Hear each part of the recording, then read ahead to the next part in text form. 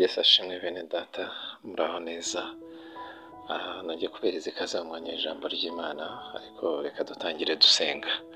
Mana yacu y'urukundo n'imbabazi nyinshi, tugushimiye umwanya mwiza uduhaye wo kongera kuganira ijambo ryawe. Nyemerera Mwuka wawe wera yinde ku byawe maze abidusangize, aduhishurire icyo watugeneye, anadushoboze gushyira mu ngiro icyo uza kudutumye binyuze mu ijambo ryawe. Tubisabye Imana twizeye mu izina rya Yesu Kristo, amen. Uyu ni umunsi wa kabiri w'icyumweru. Kino cyumweru turimo turaganira ku kuba inshuti y'Imana. Iyo niyo ntego dufite. Hanyuma uyu munsi turasoma ubutumwa bwiza bwa Yesu Kristo bwanditswe na Yohana ibice 15 umurongo wa 15. Haranditse ngo sinyibita abagaragu kuko umugaragu atazi ibyo shebuja akora, ahubwo mbise inshuti kuko ibyo numvise kuri data byose mbibamenyesheje. Aya ni amagambo Yesu Kristo yivugiye avuga ku rwego yifuzaga ko abigishwa be bageraho.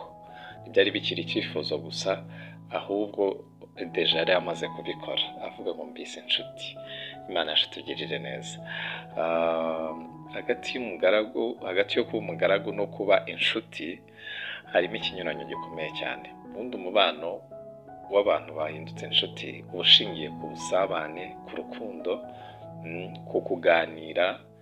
Baraganira, bagahuza urugwiro, bagasabana, hanyuma urukundo rukagwira muri bo.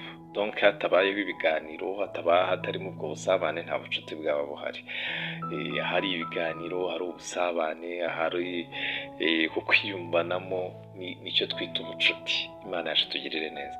Hanyuma rero umubano w'umugaragu na sebuja ushingiye ku mategeko, kuvuga ngo kora ibi nzaguha ibi, nudakora ibi nzabigenza gutya. Ni gutyo, nicyo ngicyo yabishingiyeho.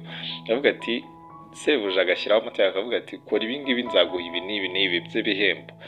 Ati kandi ariko nudakora gutya, akahita anamubwira n'ibihano birimo. Imana irifuza ko umubano wawe nayo urenga urwo rwego.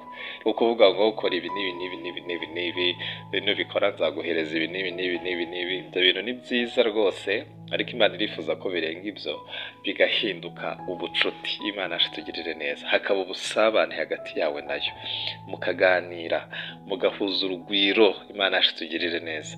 Ariko kandi kuganira ntabwo bizakuraho yuko Imana ari data wa twese mwiza. Ntabwo bizakuraho ko ari umwami wa byose, uri hejuru ya byose.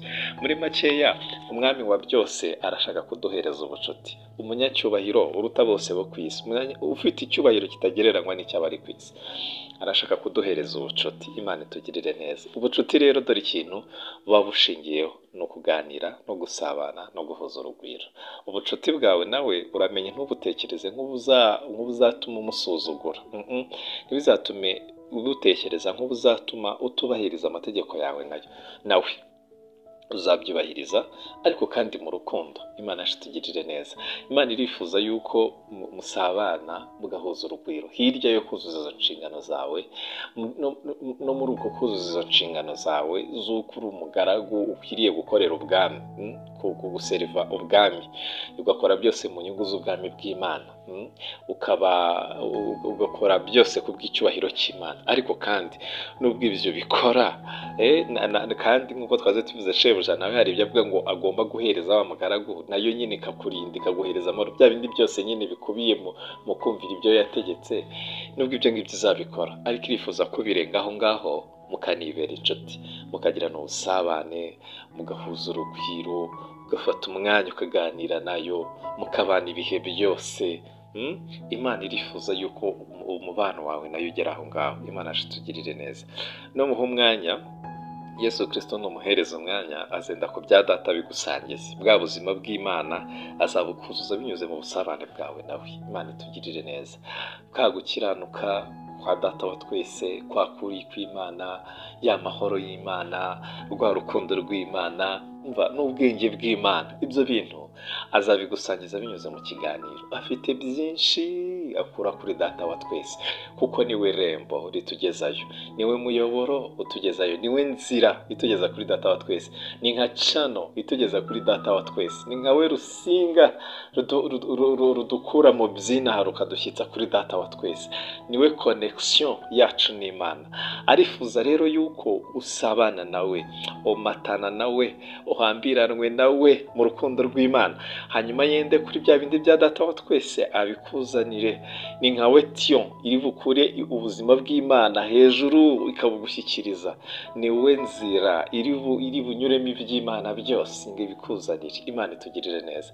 Yesu arifuza kumuhereza umwanya. Message y'uyu munsi ni uko mu bucuti bwawe nayo, icyambere Yesu arifuza yuko mu bicuti birenga iby'amategeko, ndakora ibi aramibi, Imana izamibi, bizagenda gutya, renza ibyo ngibyo, ahubwo noneho bikorere mu rukundo, ubikore wumva wishimye nk'uri gukorera inshuti yawe, muri kumwe muganire, ubikore mu munezero, urenze urwego rwo gukora iriya mirimo yo mu rusengero byo kuvuga ngo Imana ngo ugomba kumpa ibi n'ibi, ngo Mana ngo ibi ubwitange nagize umaze guhita umvunjiramo biriya, yo renga urwo rwego, ahubwo ubikore mu rukundo, wumve kubikorera inshuti yawe nk'uko wagiye mu rugo rw'inshuti yawe wenda yagutumiye mu birori, utabikora ngo wabonye ukuntu ndi gukora ngo uraza kwita umpemba gutya, nk'uko ibyo ngibyo utabikora, ahubwo ubikora mu rukundo, wumva ibyawe ari nk'ibye nako ibyo ari nk'ibyawe, aba ari nako na data wa twese umukorera. Ubikore mu rukundo unezerewe, nta kabuza n'ubundi azaguhereza ibyiza, ariko kandi ubikore mu rukundo. Nicyo Yesu Kristo yumva yifuza